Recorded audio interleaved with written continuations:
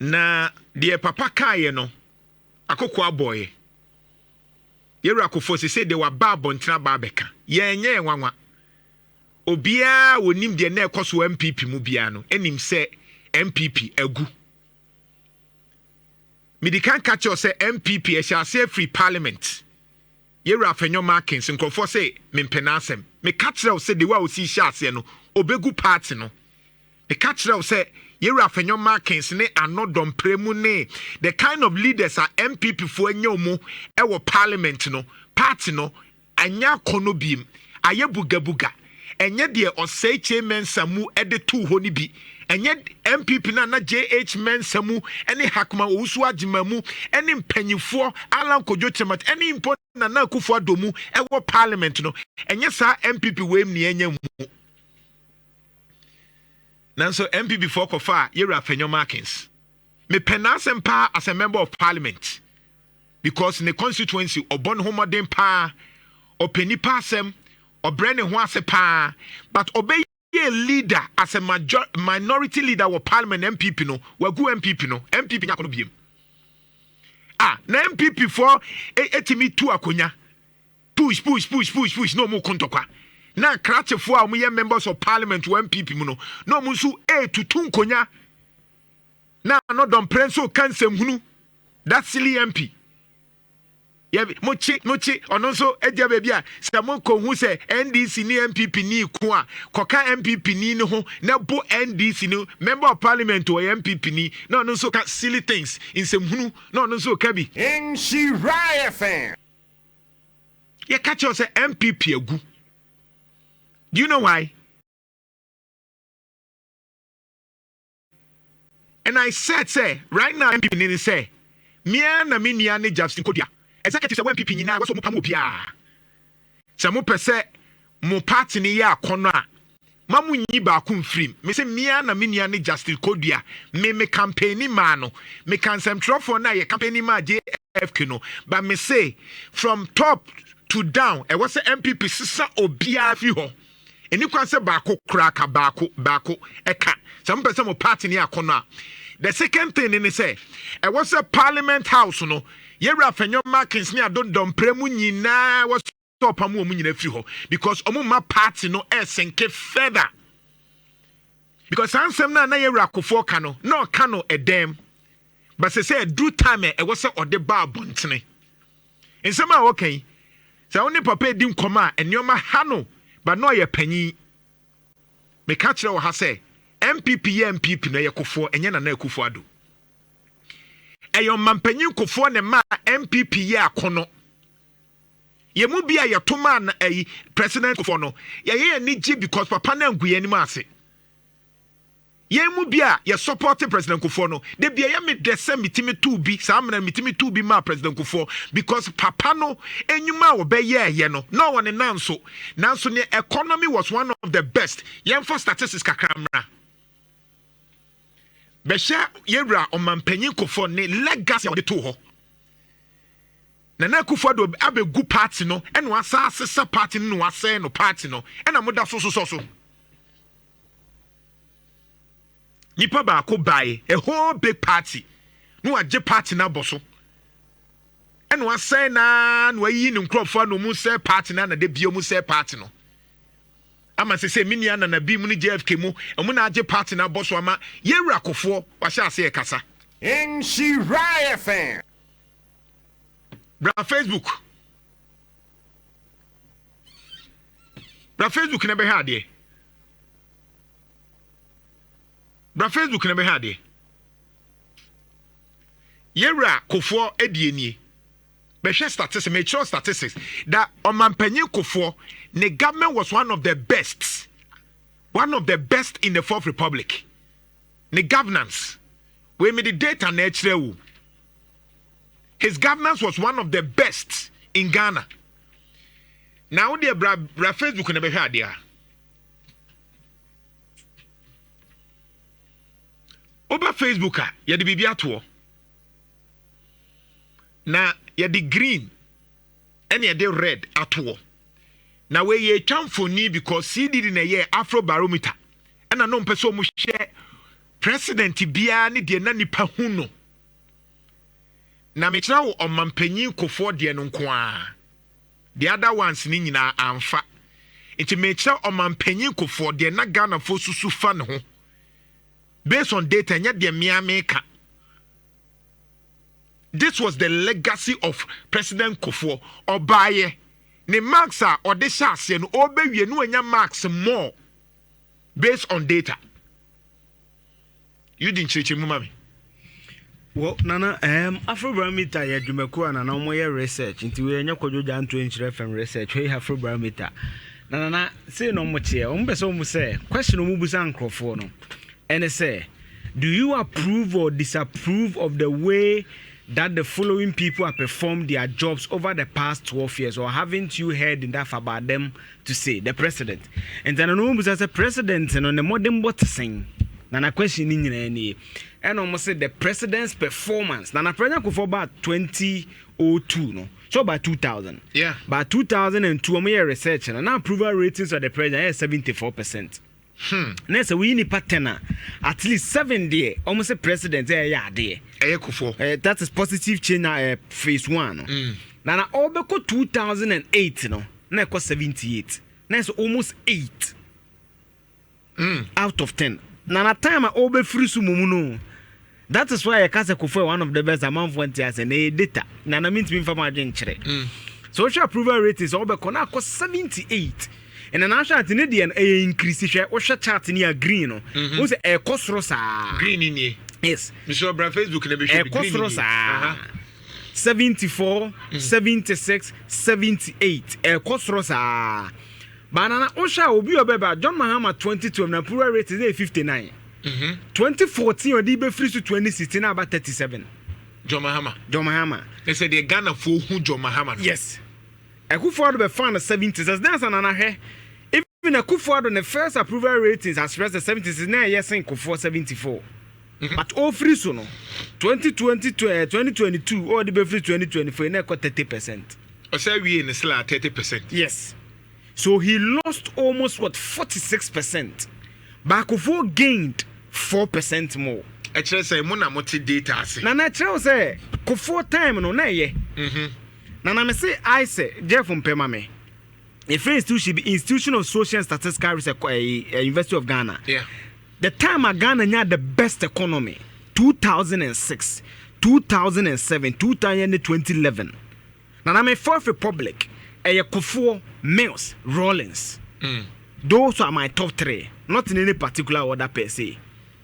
A data, me pe data nama, I say. Now, approval rate is no money, and they didn't see that. Is the best. Kufuor no? Yes. Is the best. He has the best approval of any president in Afrobarometer history. Afrobarometer research on the president award the best President Kufuor. It's fact. Now in fact data no more can I say my payments is here. The best economies are Ghana a record here when it comes to the state of the economy. I under Kufuor enemies. Ghana web na yes article me pay the amount is here nana.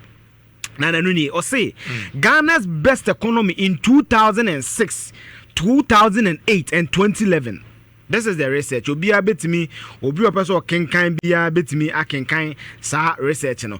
But then I see the issue about Rollins. I be a can say amount for Rollins. Them no here. Nana na most fundamental. Because he has started the Fourth Republican dispensation for no only the GS get fund. Sana man fundamental. Banana upo be champion social interventions. The NDC cannot even match NPP when it comes to social intervention because nana yeah conform here bet say social intervention say ya dey kwaja to our direct. Into leap free maternal health care. Nana what I say F cube. But Rollins institutions are facilitated sad the enemy bem. Nana say F cube no constitution him. Yeah. But Kufuor the ben sure say F cube was achieved. Yeah. And nana enu ni article ni ni. Me dey imagine for the better so me kan ma say. This article say analyzing Ghana's economy over the last 20 years. And an article where dated 26 May 2016. Right. 26 May 20 say analyzing Ghana's economy over the last 20 years, 1996 to date, the years 2006, 2007, 2008, and 2011 are arguably the periods the Ghanaian economy performed very well, according to selected economic indicators compiled by the Institute of Statistical, Social and Economic Research. And almost Ghana economy over the last 20 years, from 1996 to data no edumie from 1996 to 2016 or 2016, so 20 years 2006, 2007, 2008, and 2011. And I had the best. Nana Tiona said 2016, my mama baby 4 years old. By Yamo 2012, Yamo 2013, Yamo 2014, Yamo 2015, Yamo 2016. That is why for me, Don Mahama second time, I say, Nana, was your baby or first time? Nana, economy get us on your head. Almost say, almost far inflation. Nana Chade, almost say, comparing interest rates, Ghana's economy recorded the lowest interest rate of 23.75% in its history in the year 2007. Kufuor no. Nana Kufuor time we recorded the lowest interest rates at time at 23.75%. Whilst 24.25%, 25.02% and 26.95% were recorded in 2006, 2008 and 2011. So according to institution and significant is University of Ghana, no research na do na. Yeah. The best interest rate recorded in ASR 4 years we 206, 207, 208 and 29. Satan and mass no kutifiano aba. Nana we here besia. Beso betan wadwumam. Sa time na. Na economy ne ye. Nana sa time so na males. Nana am say current as we speak. The best single digit inflation recorded the longest males. Yeah. 2011 under Kufuor as finance minister. Yeah. So Nana the records are there. Nana again I say with regards to average inflation. The economy recorded rate of 10.9, 10.7, and 8.58 in 2006, 2007, and 2011 respectively. In December 2015, the inflation rate was 17.7%. It's Mahama best. Time of my research, 17.7%. But Kufuor was my recording 10.9, 10.7, 8.58%. So now this is it. This is the data. So Kufuor stands out. So what happens when a failure? Papa Kufuor say ade on kappa. Nana mama baako. Yeah. GDP economy no 6.2, 6.5, 14.4. Nana without oil. Yan kan who say without oil. 206, 207, 2011. And I can remember about them say Mills is one of my best presidents in the fourth. Nana the time for blame him. Mills nana economic growth no nyana without oil. Kufuor no Mahama mudu am record na with oil. Kufuor na without oil. 6.2, 6.5 and a 14.4. These are remarkable leaders. Na ntina nipa bebre say ka Mills tena wan ke economy no ebeko yie. Kufuor no so Mahama's phase 1 was a disaster. But every data ni be na that phase. And no na ya na Gen Z for ni being shed and tiase. Yeah. Who say and no who say John Mahama ye bofo a na no no na enye e no akwa akosua de. Nti say eni abra na e ka che ni say bibia timisi. So we reset here, you don't go back. Yes. Now to the level where President Kufuor is not being recognized. What does it mean quickly then? Nana, the impact is that Nana say we the enyo the NPP has lost leadership. Saturday na akokweka fifi kwete ka say Nana he. What say NPP NDC o. Enya DSS so enya de papa. Akwa meboa. What say enya DSS Nana benya NPP ni be defend. Nana when you beat say Kufuor. Nana Kufuor ne height na enya Ghana nko ahụ. And Nana the NPP is even lucky. Now NDC only any surviving vice president. Meboa. No surviving. Only no surviving vice president. Emizatewu. Meosewu. Yeah. Only any surviving former president. Meosewu. Rollensewu. Yeah. MPP Kufuor. Omwe Kufuor. Ali Mahama na eko. So the MPP can put party be a institutional memory. In Pennyfo, my kasa, and an apparent Kufuor kasa. Nana say for let's scratch for su can interview be. He eulogized Kufuor. Nana this is a politics. He is a remarkable leader.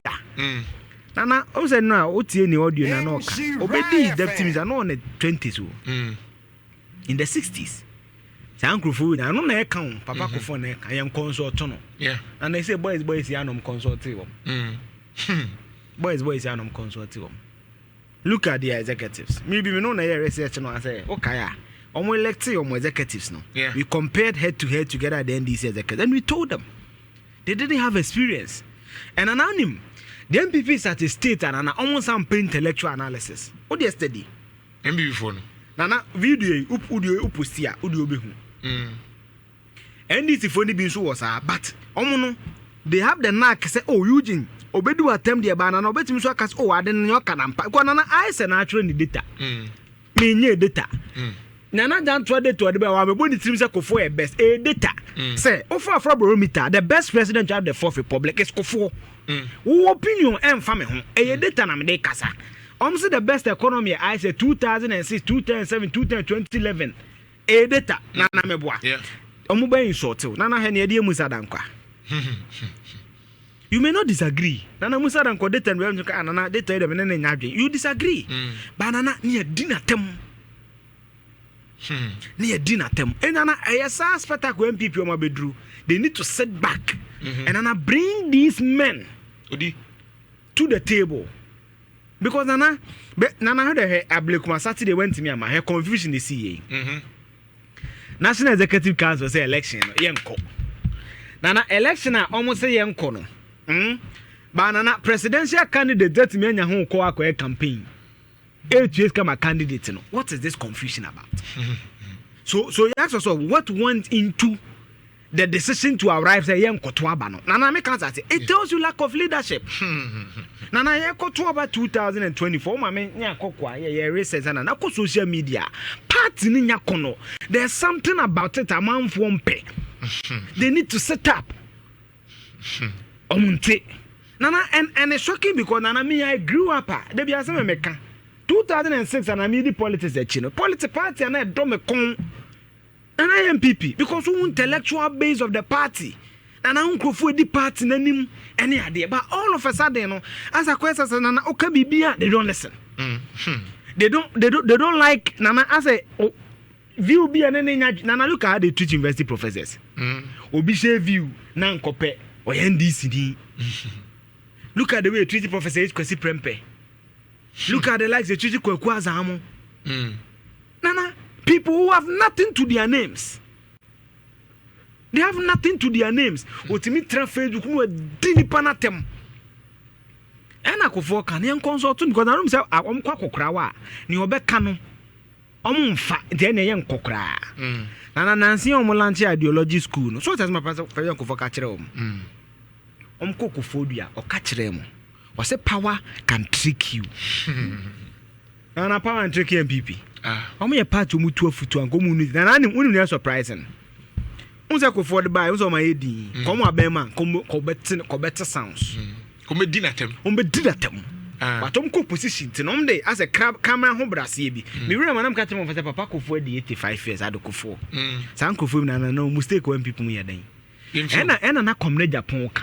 Nana moko New Japan South abifra onabo ya bema otiase wu but to be Kufuor the politics mun on fan hu biu San Kufuor na they need to bring them back na adentina mo mpese mo beti ase se eye Kufuor do na amasa de nasi ase ye ka na ye ka afa ho a but we all knew say Kufuor do no mfa Kufuor nyoma kra nya hwe ye nim sa issue we na ye nim say Kufuor do ono na no take part no Kufuor do ama Stephen Intim as a chairman anya hwe na operate ne headquarters of NPP ni free ni Jubilee House ye ya we nti ade ntina say ye kan na ye yi na film say me wa we nim say wono na ama party nana me me yi nim free ba nana ne o kan na ma me join the studio ni say the NPP need to go back to the model like for the rule here the model or the rule here no nana you see Kufuor time na me swade because me share from 2007 but nana you can see say there was a clear authority bi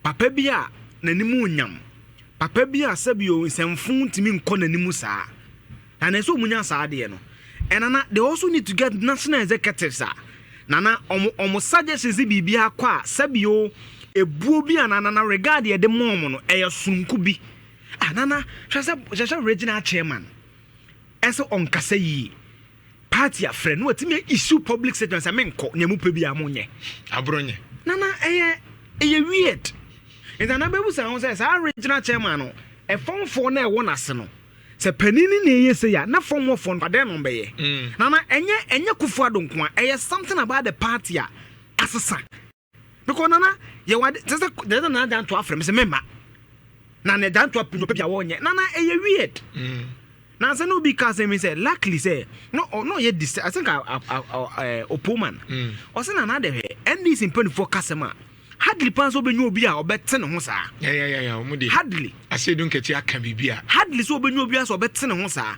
but the NPP a nana he I just of omne nka say nye yie abro nyom ne nka say nye yie JF kakasem omumfi na now them say ablekuma neck na me hwe join news deputy secretary no o say election NPP and contest you but na get no ballot ne so no polling station o am ye koburu bi mu ka ho so bebu say so what's the confusion about that is it's beyond the Kufuor bibia sesa o party ni ho a say na no mko abisa sesa na mka no so metima kwa bisa bi o mko bisa nko se mo shebere ma me mboa wo abisa no Kofi ma me nye we quickly na afi membra ene Paul Boatin we security analyst